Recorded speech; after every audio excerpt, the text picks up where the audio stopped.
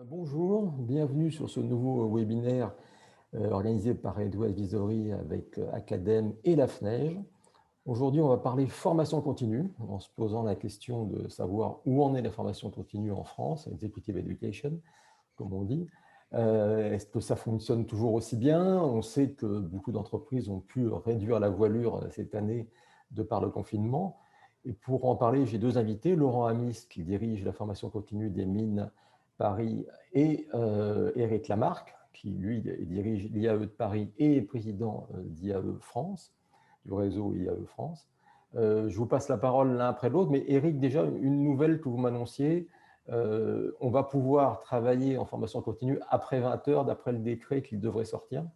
Voilà, donc on a même le décret qui est sorti ce matin, donc daté de hier et paru ce matin au journal officiel des services du Premier ministre qui stipule bien que les trajets à destination et en provenance des établissements d'enseignement supérieur pour la formation des adultes font partie des cas dérogatoires au couvre-feu. Donc après, il reste à voir un petit peu dans quelles conditions les cours pourront se réorganiser en formation continue à partir du mois de janvier, à quel moment, suite aux discussions entre la CPU et les autorités. Mais déjà, ça nous permet donc pour certains d'entre nous de pouvoir réorganiser quand on le pourra des cours du soir ou des travaux type TP le soir, quoi. Ça, c'est important. Laurent, je crois que pour vous, ça ne change rien, puisque aux mines, on a pris partout la décision de travailler en formation initiale, enfin, selon les règles de la formation initiale. Oui, tout à fait. Le parti pris de l'école a été de respecter strictement le protocole sanitaire du ministère de l'Enseignement supérieur. Et depuis le 31 octobre, qu'il s'agisse de la formation initiale ou de la formation continue, l'ensemble des enseignements ont basculé en distanciel, hormis les travaux pratiques qui, dans le cadre de l'école des mines, par rapport à certains de nos laboratoires, peuvent continuer à se dérouler en présentiel. Mais je dirais que ça reste anecdotique par rapport à la plupart des enseignements. Laurent, on va en profiter pour faire le point sur ce que vous faites. Vous venez d'arriver il y a peu de temps aux mines pour développer la formation continue, parce que les mines, c'est une des écoles les plus connues qui soit, mais en formation continue, on en est encore aux prémices. Tout à fait. Alors, ça n'était pas effectivement un des axes de développement majeurs de l'école par le passé. Donc, dans le cadre du plan stratégique adopté en 2017 par la gouvernance de l'école, la décision a été prise de positionner l'école des mines de manière plus soutenue et plus durable sur le champ de l'executive education, afin de développer d'ailleurs globalement les relations qu'entretient l'école avec les entreprises. Alors certes, dans le cadre de la formation initiale des élèves ingénieurs de l'école, mais aussi les ingénieurs du corps, et puis aussi au travers de la recherche, puisque l'école est surtout reconnue, j'irai au-delà de ses activités d'enseignement, par son volume de recherche partenariale avec les industriels, puisque c'est à peu près, bon an, mal an, 30 millions d'euros de contrats de recherche partenariale. Donc, ce qui fait que l'executive education était un peu le parent pauvre, je dirais, du développement de l'école. Et la décision a été prise en 2019, donc par une résolution adoptée par le conseil d'administration, de se positionner, comme le font les business schools, mais aussi d'autres grandes écoles d'ingénieurs, comme plus récemment Polytechnique, XXZ ou Centrale Supélec ou Télécom Évolution, donc de se positionner sur l'executive education. Ayant pris mon poste au mois d'octobre 2019, j'avoue que l'année 2020 n'a pas été la plus fructueuse en termes de lancement d'activité, sachant que le pari était celui du présentiel et que ce pari a été fortement contrarié à compter du 16 mars dernier. Alors Eric, voilà un nouveau concurrent. Alors, on sait qu'à l'IAE de Paris, vous êtes l'IAE de la formation continue. Juste pour faire le point en termes de chiffre d'affaires et comment se positionnent les autres IAE. Disons que les IAE, historiquement, en fait, ont fait de la formation continue, puisqu'elles ont été créées il y a un peu plus de 60 ans, 65 ans même, avec le principe des cours du soir et des cours le samedi pour venir compléter la formation que l'on avait, notamment les ingénieurs qui avaient effectivement besoin de se former aussi au management. Ça a concerné d'abord la formation initiale, mais quasiment en même temps la formation continue. Donc des cadres sont venus assez rapidement se former à ces disciplines du management le soir et le samedi. Alors l'IAE de Paris a gardé cette forte orientation puisque 80% de nos étudiants sont en formation continue en France ou à l'étranger et que ça représente aujourd'hui plus d'un tiers, 40% de notre budget total. Voilà, donc on est assez singulier évidemment dans ce registre-là. Alors, par rapport à des IAE, donc pour des IAE, ça va représenter pour les moins impliqués, mais une dizaine de pourcents de l'activité. Et pour nous, je vous dis pratiquement 40% de l'activité à côté de l'apprentissage et un petit peu de formation initiale. Nous avons effectivement, compte tenu de nos moyens, c'est-à-dire nos moyens humains et nos moyens de locaux, décidé de privilégier ça et de continuer à le faire, sachant qu'au sein de Paris 1 Sorbonne, vous avez une autre faculté, l'EMS, l'École de management de la Sorbonne, qui prend en charge de la formation initiale classique. EMS avec qui nous avons d'ailleurs beaucoup de relations et un affichage de plus en plus en commun et qui nous fait ressembler, je dirais, par le périmètre à une business school, je dirais, assez classique. Oui, donc c'est vraiment central dans votre activité.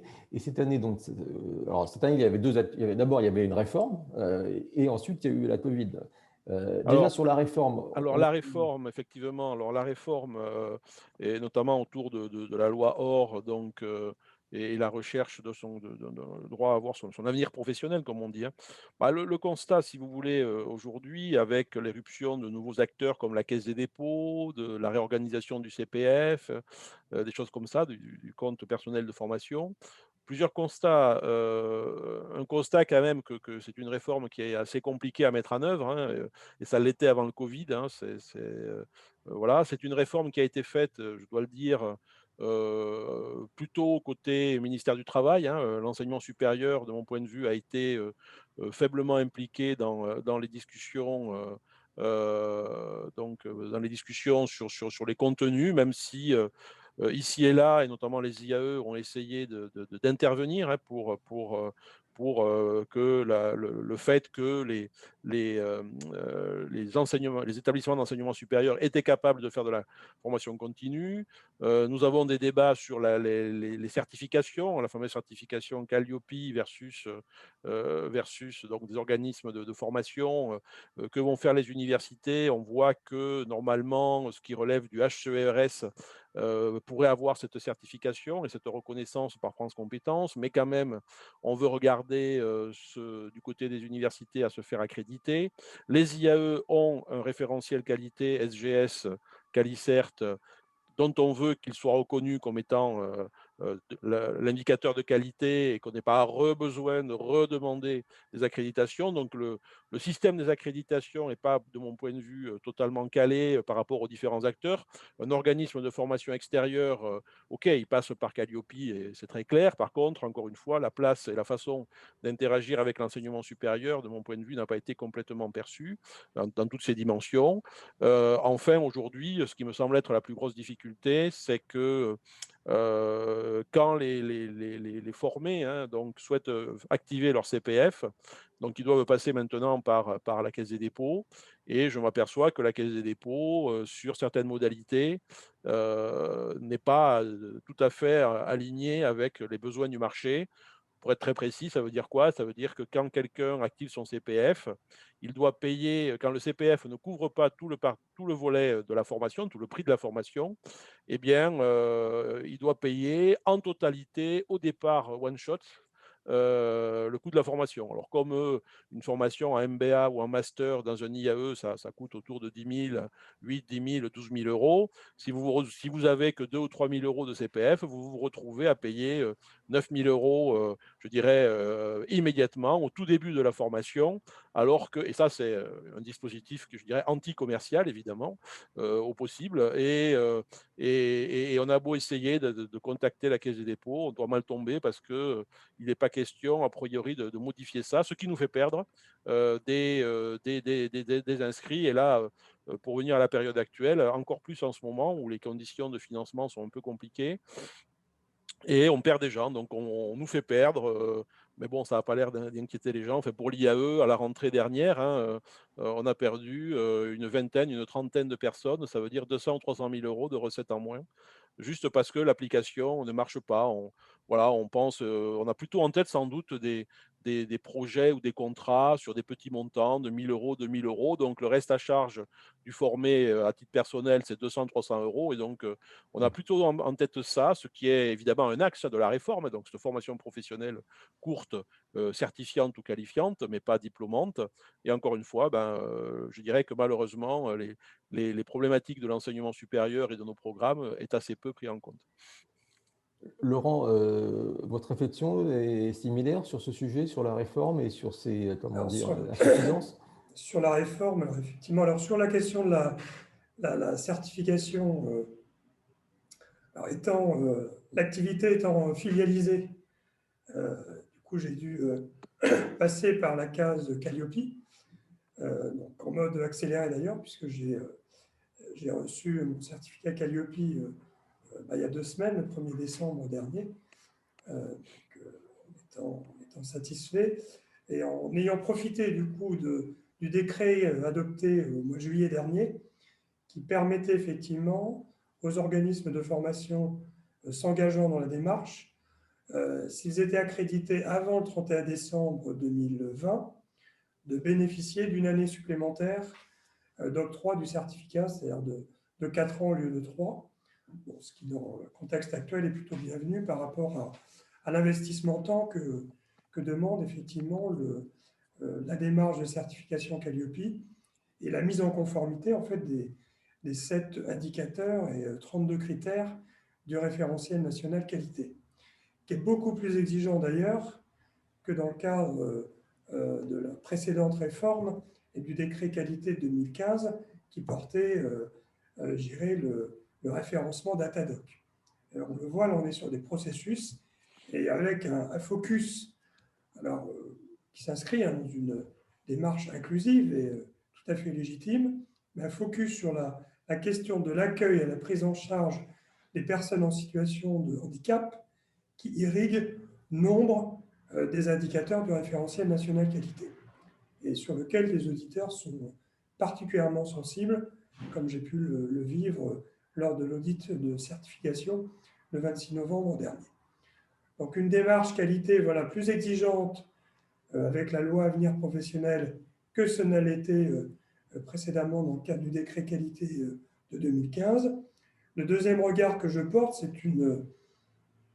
un système aujourd'hui un peu CPF centré, quelle que soit la formation, je vois pour traiter les demandes individuelles, hein, quelle que soit la durée de la formation, premier réflexe aujourd'hui des personnes, c'est est-ce que votre formation est éligible au CPF? Du coup, ce qui peut présenter des avantages, mais aussi des inconvénients, lorsqu'on propose des formations très courtes, comme le cas de l'Executive Education à MINPARITech, vous êtes sur des masterclass d'un jour ou des formations d'1 ou 2 journées. Ces formations n'ont pas nécessairement vocation à être éligibles au CPF, et surtout le préalable, qui est d'être enregistré au répertoire spécifique de France Compétences, qui là est aussi une démarche très lourde. J'instruis aujourd'hui 2 certificats que l'Executive Education de MINPARI propose, un certificat Digital Native et un certificat Management hospitalier et du secteur de la santé. Instruire des dossiers de demande d'enregistrement au répertoire spécifique demande à la fois de la compétence et de l'investissement de temps vraiment considérable au regard des exigences et des doctrines de France Compétences qui d'ailleurs depuis le 1er janvier 2019 n'ont cessé d'évoluer.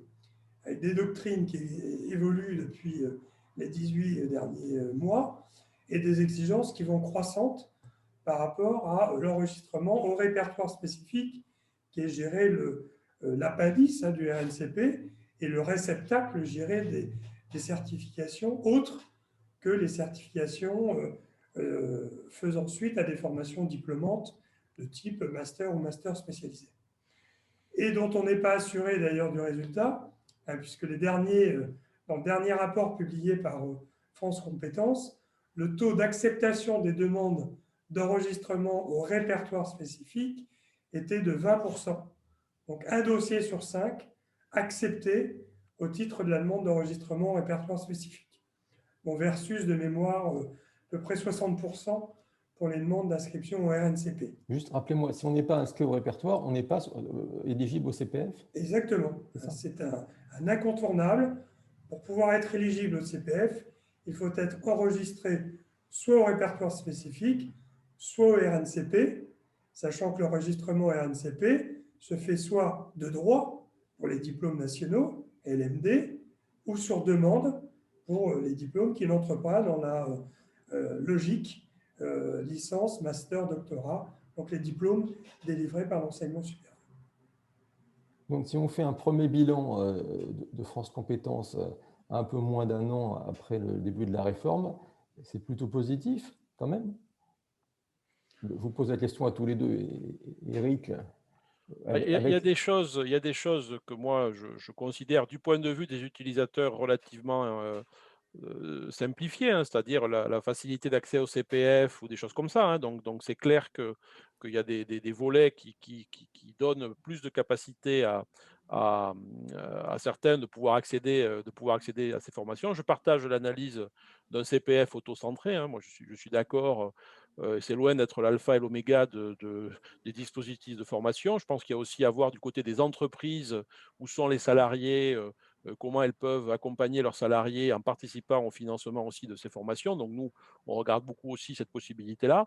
Pour le coup, là, la Caisse des dépôts a évolué parce qu'au départ, il ne pouvait pas y avoir de cofinancement entreprise-salarié. Ben, finalement, au bout d'un an, on y est arrivé, enfin, elles y sont arrivées. Donc ça, c'était une évolution. Là aussi, on avait perdu pas mal de gens au tout début parce que l'application ne permettait pas ce cofinancement.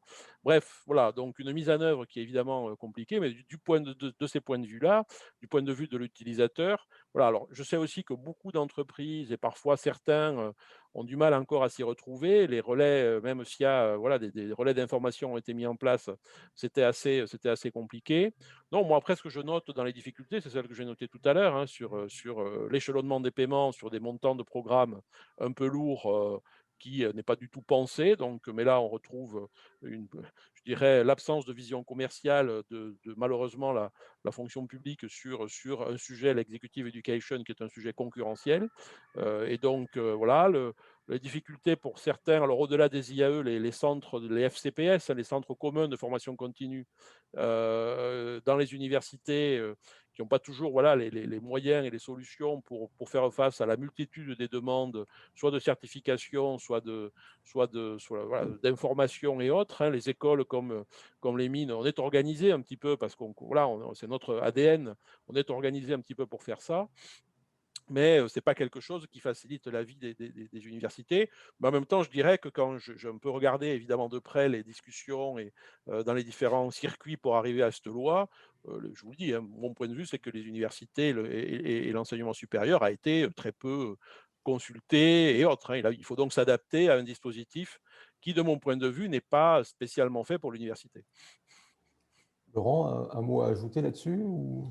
Alors, effectivement, ce n'est pas l'alpha et l'oméga. J'ai un très bon exemple dans le périmètre de l'université Paris Sciences et Lettres, un PSL, dont l'école des mines est établissement composante. Et quand je regarde du côté de mes collègues et de mon collègue de Dauphine, Dauphine qui réalise à peu près 10 millions, 10 à 12 millions d'euros de chiffre d'affaires chaque année sur la formation continue, et principalement sur des programmes diplômants. Tous ne sont pas éligibles au CPF et pour autant, l'activité de formation continue de Dauphine n'est pas entravée par le fait que les formations qui sont proposées ne sont pas toutes éligibles au CPF. Bon, c'est surtout déterminant quand on est sur une approche B2C, C'est-à-dire lorsque vous avez en face de vous l'individu qui, lui, effectivement, vous pose la question, est intéressé pour pouvoir mobiliser son dont il dispose sur son application Mon compte formation. Quand on est dans une approche B2B de programme sur mesure ou intra, bon, du coup, ça dessert un peu parfois la contrainte, l'exigence du CPF, avec des logiques plutôt de reskilling, d'accompagnement, je dirais, de transition professionnelle, d'évolution vers des métiers d'avenir, où là, effectivement, l'entreprise investit dans le cadre de son plan de développement de compétences. Je rajouterais aussi là, une opportunité nous qu'on regarde beaucoup et qu'on saisit beaucoup, c'est aussi de faire de la formation continue avec l'étranger, donc chez des partenaires étrangers, avec des partenaires étrangers, dans des universités pour nous au Vietnam ou en Chine ou en Amérique du Sud, des choses comme ça, où on monte en commun un diplôme de formation continue pour ces pays-là, et où là effectivement on n'est pas bloqué par des questions de CPF et autres, hein, et d'ailleurs, compte tenu de notre réputation à l'étranger, c'est pour nous une voie clairement de développement, hein. Si malheureusement ça devient trop compliqué de faire les choses, je dirais un peu simplement, ben voilà, donc on a la capacité à enseigner dans d'autres contextes, devant des publics de formation continue. Donc nous, on exporte notre modèle de formation continue à l'étranger. Mais c'est vrai peut-être par rapport aux mines, nous, on est sur un modèle plutôt diplômant, à vocation diplômante, à la demande plutôt certifiante ou formation courte, hein, donc on n'élabore pas de catalogue, hein, c'est plus des gens qui sont passés par chez nous en formation continue, des gens d'entreprise qui après, quand ils sont en situation, disent bah, est-ce que vous pourriez nous faire un parcours. Et donc là, effectivement, on est en B2B, hein, on parle avec l'entreprise et on n'est plus dans la logique du CPF. Donc il y a évidemment, hein, des solutions et des moyens pour ne pas tomber dans ce tout CPF. Et quand on fait du B2C, encore une fois, nos établissements, enfin moi je parle pour moi, d'un point de vue commercial, ne sont pas toujours très bien organisés. Ces fonctions commerciales ne sont pas encore institutionnalisées dans nos référentiels d'emploi publics. Et c'est à l'évidence une faiblesse aussi, hein, de nos dispositifs pour aller toucher les clients, que ce soit les entreprises directement ou évidemment les particuliers. Alors nos équipes font de leur mieux quand on les sollicite, mais je dirais que le potentiel des écoles publiques ou d'ingénieurs ou de management est tout à fait, je dirais, sous-exploité de ce point de vue-là, parce que j'ai toujours pensé, quand je vois les retours de nos formés et les retours de cadres étrangers par rapport à ce que nous délivrons, ils sont tout à fait satisfaits. Mais voilà, nous avons, en termes de communication et en termes de développement commercial, une faiblesse qui est, de mon point de vue, assez difficile encore à combler. Et je trouve que malgré tout, enfin, je vois, et dans la crise actuelle, eh bien, on a quand même, on maintient cette attractivité, on a des demandes. Les gens, effectivement, ont aussi en tête d'éventuellement essayer de se former dans cette période d'inactivité ou de difficulté. On a, je crois, tous bien travaillé pour passer en distanciel et faire des choses tout à fait valables en distanciel. Voilà, donc mon constat, pour aussi évaluer beaucoup d'écoles du secteur privé, c'est que l'enseignement public, a fortiori les ingénieurs, mais également les écoles de management, n'ont rien à envier. Mais c'est vrai que sur un service com qui est 3 fois plus petit qu'un équivalent en école, ou un service commercial qui est presque inexistant versus une armée de commerciaux pour aller vendre les formations, c'est toujours un peu difficile de rivaliser partout, quoi. Éric, vous l'avez un peu fait, le bilan de l'année, donc il n'est pas si délicat que ça. Non, J'entends aujourd'hui, oui. comme vous le dites, que des entreprises, au contraire, se disent bah, c'est le moment de profiter Mmh. d'un peu d'inactivité pour former les salariés. Mmh. Si vous faisiez un bilan post-Covid, ou enfin post, ça serait bien, un bilan pendant le Covid, ça serait lequel? Alors moi, je vois le constat parce qu'on est en train de faire des rentrées pour le mois de janvier et des recrutements. Alors la différence, c'est qu'avant, on faisait une session de recrutement un peu standard à un moment donné et on comblait sans difficulté, enfin on remplissait notre promo tout en sélectionnant, puisque moi j'ai quand même un taux de sélection de 1 sur 2 candidats en formation continue, hein, ce qui est beaucoup par rapport à des établissements qui prennent à peu près tous les, toutes les personnes qui ont envie de se former. Donc nous, on est dans des logiques de sélection quand même, avec même certains programmes de formation continue où on prend un candidat sur 3, simplement, parce qu'on veut essayer de maintenir un certain niveau de qualité. Donc, je fais un constat que nous, nos volumes de candidats n'ont pas baissé sur l'année, sur la rentrée, les rentrées qui se sont passées en 2020. Ça s'est davantage étalé dans le temps. Donc, en fait, on ne fait plus des sessions uniques, mais on fait un peu au fil de l'eau des recrutements. Donc, ça, c'est un changement un peu par rapport à ce qu'on faisait d'habitude. Donc, les gens se décident un peu au dernier moment, en fonction de la situation, en fonction de leur entreprise, en fonction de ce qui se passe. Donc, il faut être assez réactif pour piloter ça au fur et à mesure. Hein. Donc, ça, c'est la nouveauté. Et puis, le constat que je fais sur ces dernières semaines, c'est quand même voilà, des gens qui avaient vraiment envie de se former et qui, pour des raisons donc, de financement ou de manque de visibilité sur le financement, encore une fois, moi plutôt sur le volet formation diplômante, hein, eh bien, qui au dernier moment renoncent. Donc en fait, l'effet Covid, moi pour l'instant, je considère que c'est un peu de déperdition sur des gens qui étaient prêts à le faire, des gens qu'on avait recrutés, etc. Et qui, un peu au dernier moment, peut-être parce qu'ils avaient ils étaient trop optimistes ou autres, qui au dernier moment calent pour démarrer l'année au mois de janvier. C'est un peu le sentiment que j'ai là, de façon très générale, hein, si vous voulez, sur la situation. L'impact est limité, quoi. Et à Il n'y a contrario, pas, enfin moi, en tout cas pour nous, il n'y a pas du tout d'effondrement. Je vous dis, hein, le nombre de candidats s'est maintenu, voire sur certains programmes a augmenté, donc des gens qui veulent se former. Et encore une fois, moi je parle de diplômants. Par contre, là, je vois en ce moment, donc j'ai revérifié ça hier, eh bien effectivement, le niveau de désistement au final pour démarrer est un peu plus important que les autres années. Pour essentiellement des raisons d'accès au financement. oui, parce qu'on voit enfin, il y a des ressources mondiales sur les business schools qui disent que les programmes post-master, les MBA, sont plutôt en progression dans le monde entier. Et on voit aussi en France, où il y a des masters spécialisés, des écoles de commerce Ah, oui, fonctionnent oui, très bien. oui, oui, non, non, tout à fait. Et puis même à l'étranger, nos programmes ont démarré, bon, sauf des pays un peu en difficulté comme le Liban, où cette année, on n'a pas pu redémarrer nos programmes vu la situation. Mais autrement, sur la Chine, on refuse du monde, sur le Vietnam, on refuse du monde. Enfin, on voit aussi un effet zone géographique. Hein. Enfin, si le ministère me donnait les moyens, j'ouvrirais la Sorbonne en Chine ou au Vietnam, et je pense que j'aurais énormément de monde. Mais bon, c'est pas l'idée, quoi. Ah oui, alors on va loin. Laurent, je reviens un peu plus terre à terre. Vous, alors, le bilan de l'année par rapport à la Covid et comment vous vous êtes organisé aussi? Bah, comme j'ai dit, bon, du coup, c'était une année de lancement d'activité, hein, dans tous les sens du terme. Il s'agit de la structuration de l'offre, hein, de formation executive education, le lancement d'un site web dédié à côté de celui de l'école. Donc, il est vrai que bah, du coup, ce lancement a quand même été fortement percuté par les mesures de confinement, déconfinement, reconfinement.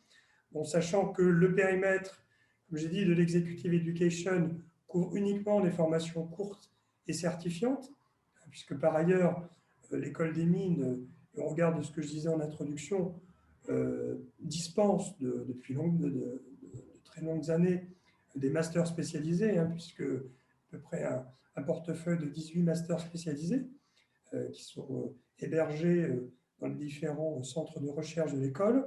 Quand on fait le bilan de la rentrée de septembre-octobre sur les masters spécialisés, en fait, les effectifs se maintiennent. Le seul impact, en fait, est lié aux étudiants au public étranger qui n'ont pas pu venir en France pour intégrer les masters spécialisés. Sans quoi, on est sur un niveau de rentrée identique à ce qu'il était à la rentrée 2019.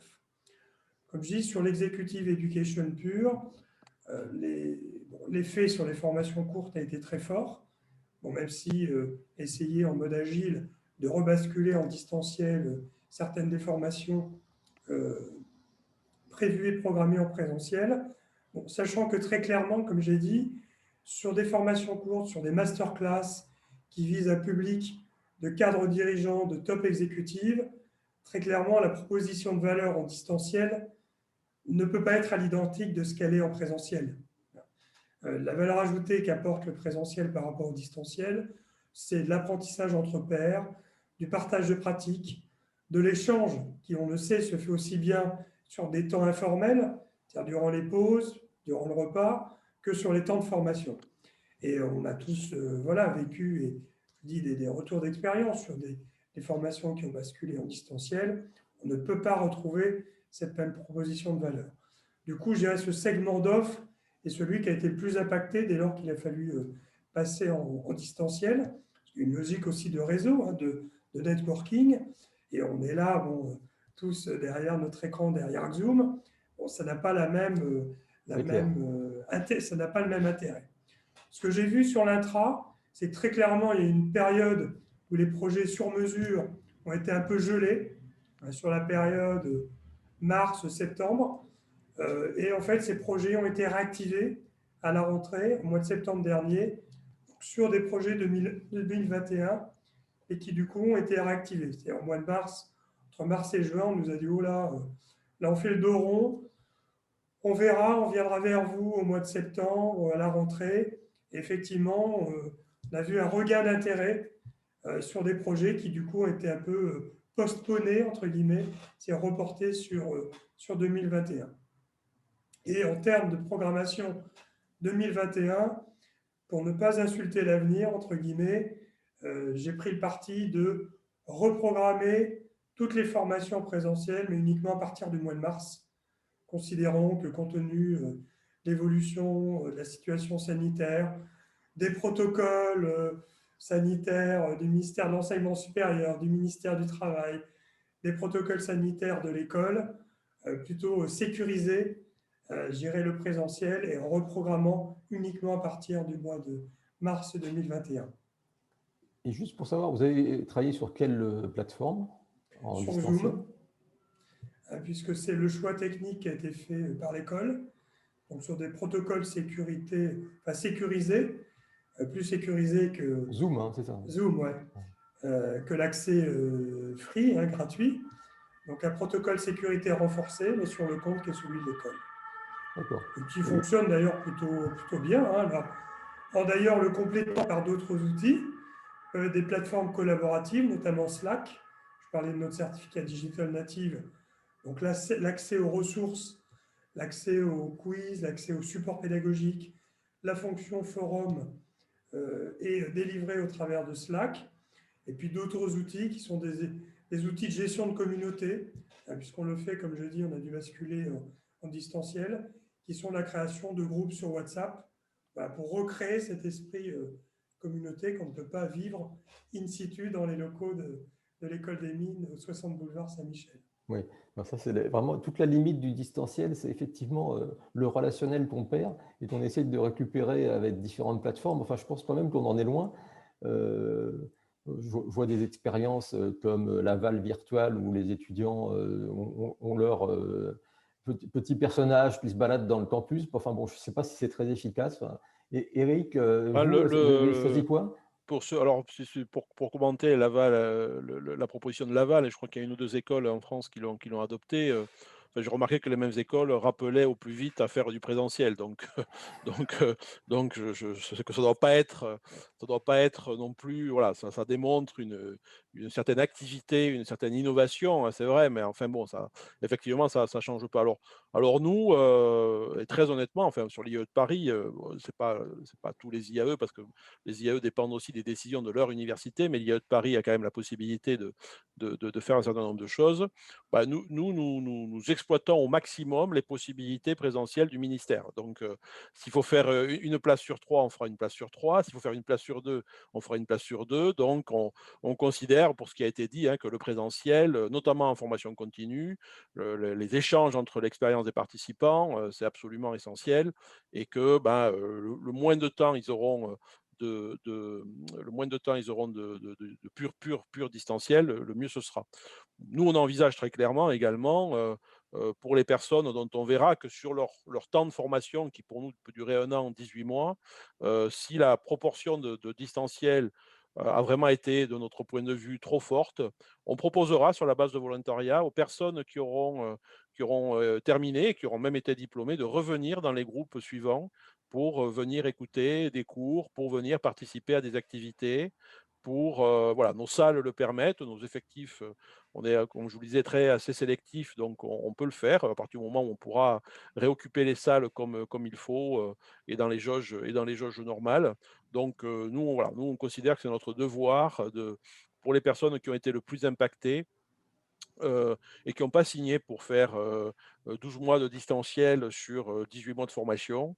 Nous leur proposerons ça sur la base du volontariat, soit des cours supplémentaires ou des séances de consolidation de ce qu'elles auront eu à distance, etc. C'est une discussion que j'ai avec mon corps professoral actuellement pour leur permettre de récupérer ce qu'ils n'auront pas pu avoir. Parce qu'on s'aperçoit évidemment, et c'est vrai dans la formation continue comme sur d'autres sujets, que quand vous enlevez l'international et quand vous enlevez les activités inter-étudiants, il ne reste plus grand-chose et pour justifier d'ailleurs les prix payés. Il ne vous aura pas échappé que beaucoup de personnes demandent actuellement le remboursement de leur droit d'inscription. Parce que je dirais que quand l'eau se retire, on voit vraiment ce qui reste. Et ce qui reste, voilà, donc il n'y a pas. Est-ce que ça vaut le prix que ça vaut, quoi, hein. Donc nous, on est attachés à dire, voilà, vous aurez sur une période peut-être un peu plus longue et à d'autres moments, on vous réunira, on réunira les groupes qui sont sortis et qui ont clôturé leur diplôme au mois de juillet dernier. On les a fait revenir dans les conditions autorisées à l'époque par les universités. Donc, on les a fait revenir et ils étaient contents de revenir, de se revoir. Ils avaient fait 12 ou 14 mois de présentiel. Les 3 ou 4 derniers mois étaient à distance. Ils étaient contents de se retrouver. On a pu organiser une cérémonie de remise des diplômes pour nos formations continues dans les conditions de sécurité imposées par la Sorbonne et au Grand Amphi de la Sorbonne. Donc, nous, on poussera au max, clairement, sans aller au-delà, dans les protocoles qui sont indiqués, et on ne sera pas les moins de 10 ans sur dire le plus simple, comme je vois dans certaines universités étrangères aussi, on ne sera pas les moins de 10 ans, et chaque fois que ça sera possible, et avec des protocoles sur lesquels on a passé beaucoup de temps pour les établir, les sens de circulation, l'accès à du gel, etc., on fera du présentiel.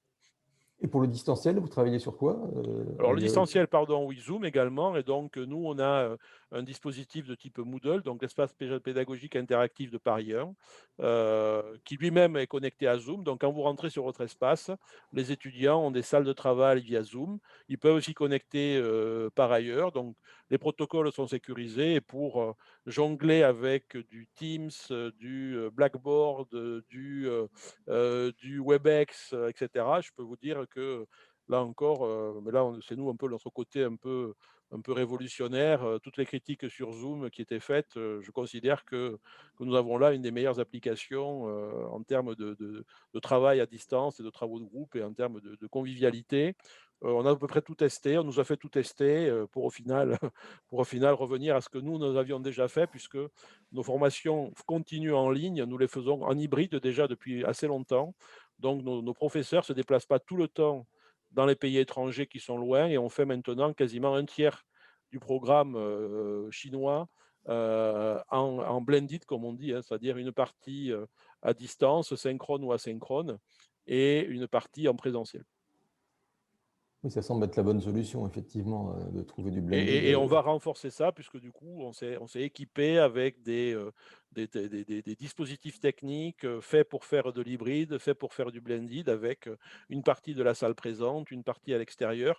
Parce que même, et c'est ça que les gens ne veulent pas trop comprendre, et qu'on faisait partie des gens un peu déçus des décisions de repousser encore les ouvertures de classe, hein, c'est important pour quelqu'un qui devait venir 3 jours chez nous, mais qu'il vienne une journée, et puis après qu'il soit en distanciel. C'est important d'avoir même ce 20-30% de présentiel dans un programme. Et très franchement, quand vous avez les gens, il y a 2 tables d'écart, il y a 10 personnes dans la salle, il faudra qu'on nous explique comment on pourrait être des lieux de propagation de l'épidémie. C'est juste pas possible. Enfin, je veux dire, les universités ont été pointées du doigt sur la propagation, etc., mais c'était certainement pas à l'intérieur des universités. On est capable de s'organiser pour assurer un minimum de présentiel. Et je vous dis, ce côté un peu, on est quand même là une journée ou deux sur 5 jours de formation, c'est essentiel, quoi. C'est essentiel, ça donne de suite un levier qui est extrêmement important. Les gens ont pu se voir.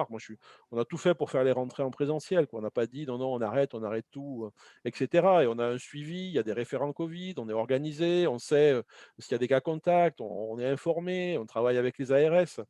Donc voilà, quoi. Enfin, je veux dire, on a l'impression que à l'université, on n'est pas capable de travailler correctement, quoi. Donc c'était ça un peu qui était un peu perturbant perturbant parce que nous, encore une fois, bon, il y a la formation initiale, mais nous, on est beaucoup formation continue. Donc, les gens de formation continue, quelque part, on leur dit que vous n'êtes pas plus responsable que les gens qui sont en formation initiale et qui font un peu, voilà, un peu trop ou de fête ou je ne sais quoi à l'extérieur. Non, enfin, encore une fois, on parle de l'université souvent de façon homogène. Or, à l'intérieur, il y a la formation continue et qui peut travailler d'une certaine façon. Alors là, je suis heureux que le décret de ce matin note à nouveau que la formation des adultes fait partie des possibilités d'aller au-delà de 20 heures, quoi.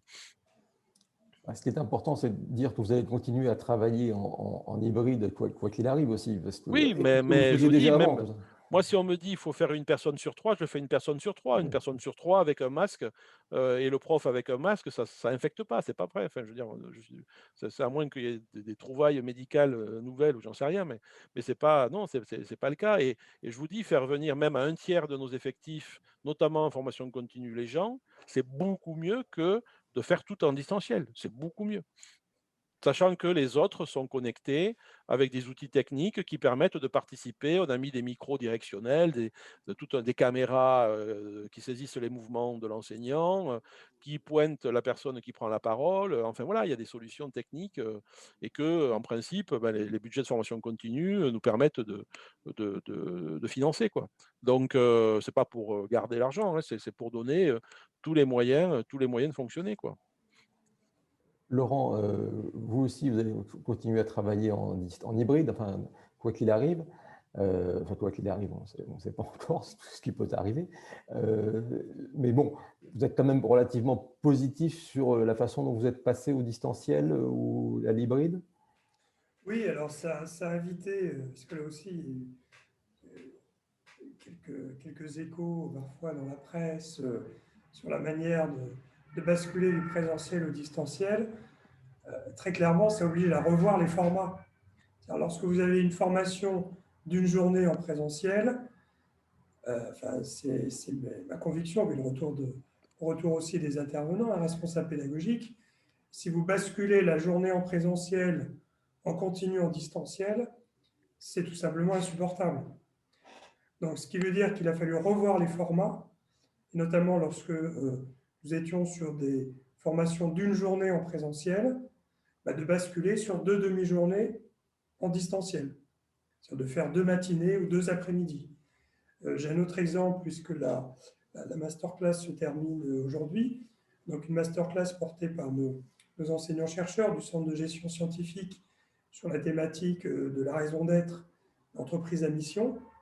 Du coup, le parti qui a été pris sur le plan pédagogique était d'organiser des séquences d'1h30, donc 2 séquences d'1h30, donc les 16 et 17 novembre, et la dernière de 3 heures ce matin, donc consacrée à une restitution de use case sur lesquels ont dû travailler en sous-groupe les participants entre le 17 novembre et le 15 décembre. Parce que là, c'est là aussi la difficulté et l'enjeu du distanciel, c'est de recréer aussi une dynamique de groupe qui du coup est plus facile à créer lorsqu'on est en présentiel que lorsque l'on est en distanciel. Donc un des moyens est d'étaler la formation dans la durée, sur une durée raisonnable, mais pour permettre en intercession de faire travailler le groupe en petits sous-groupes, et de telle sorte que sur une dernière séquence, on soit sur une restitution de travaux qui ont pu être faits offline durant l'intercession. Donc oui, oui au distanciel, mais modulo le fait de réinterroger les formats pédagogiques. Oui, oui, tout à fait. Donc, c'est la même idée. On peut pas faire 7 heures de Zoom dans une journée, hein, c'est bien évident. Donc, des découpages, aussi des interruptions avec des vidéos, des films, des choses un peu différentes. Donc un découpage des formations qui est un petit peu différent quand on est sur des journées entières. Bon, sur des formats de 2 heures ou 3 heures, euh, voilà, c'est là encore un peu différent. Et puis, je rajouterai après, nous, nos enseignants qui ont beaucoup revu leurs cours, hein, en gros, pour faire bref, quand on anime un cours qui va nous demander, quand on est en face à face, une trentaine de slides parce qu'on anime la discussion en présentiel, on est passé à 150 ou 200 slides pour découper de façon beaucoup plus pédagogique les présentations et de pouvoir écrire un peu plus de choses sur les slides pour que les gens puissent le voir et qu'ils aient un accès après, post-séance, qu'ils aient un accès après plus détaillé à un certain nombre d'informations, quoi. Voilà, donc même, je dirais, le format où des personnes, notamment à l'université, qui maîtrisent très bien leur sujet et faisaient le cours avec peut-être 10, 15 ou 20 slides, on leur a dit, bon, écoutez, là, pour le distanciel, c'est plus vraiment le bon format. Mais là encore, comme on avait, nous, travaillé beaucoup sur, on a 2 ou 3 programmes qui, avant même le Covid, étaient purement online, en asynchrone, hein. Donc, on a des formats pédagogiques qui nous permettent de découper en séquences très précises un cours, à le détailler, à faire même je dirais, des textes préécrits pour lancer des formations. Voilà, donc ça demande beaucoup d'investissement. Ça aussi, c'est quelque chose qui, malheureusement, n'est pas assez pris en compte dans l'évaluation de nos professeurs. Et c'est aussi une limite, souvent, pour développer ces approches. Il y a des gens qui ont passé beaucoup de temps pour améliorer les formats pédagogiques, travailler à de l'innovation pédagogique voilà, pour s'adapter à la situation et puis pour un monde aussi de façon générale où il y aura de plus en plus à distance. On appelle ça maintenant le comodal, hein, c'est-à-dire des gens qui vont vouloir venir à un moment donné en présentiel, faire ça à distance en asynchrone, faire ça à distance en synchrone ou des choses comme ça. Donc, tout ça, ça demande beaucoup de temps et beaucoup de réflexion. Et voilà, mais ce n'est pas nos activités de recherche. C'est pas... de mon point de vue, les incitations qui nous poussent à faire ça, bon, même si on voit ici et là quand même quelques signaux sur les congés sabbatiques un petit peu pour objet d'innovation pédagogique, hein. Donc, on a vu émerger des choses. Le problème, c'est souvent que nos professeurs hésitent un peu à se lancer dans ces gros chantiers parce que ça veut dire que pendant ce temps, ils ne font pas leur recherche. Et voilà, donc là aussi, on a une petite difficulté à s'y mettre. Alors nous, voilà, on assume une politique qui les pousse à faire ça. Et effectivement, comme le disait Laurent, je considère qu'on a fait quand même du mieux possible et qu'on a pu maintenir un bon niveau de qualité malgré le passage en distanciel qui a été fait avec une très grande rapidité au mois de mars, quoi. Merci à tous les deux. On arrive au terme de ce débat. Je vais devoir laisser l'antenne. Merci encore. Joyeuses fêtes, hein, à tous les deux aussi. Et puis nous, on se retrouve en 2021 avec des nouvelles thématiques qu'on va bientôt mettre en ligne. Et merci à tous ceux qui nous ont suivis pour cette nouvelle émission Envision Education. Merci beaucoup Eric et Laurent. Et bonne journée. À Merci bientôt. de votre invitation, Merci de de la l'invitation. discussion. Au revoir. Au revoir. Bonne journée, au revoir.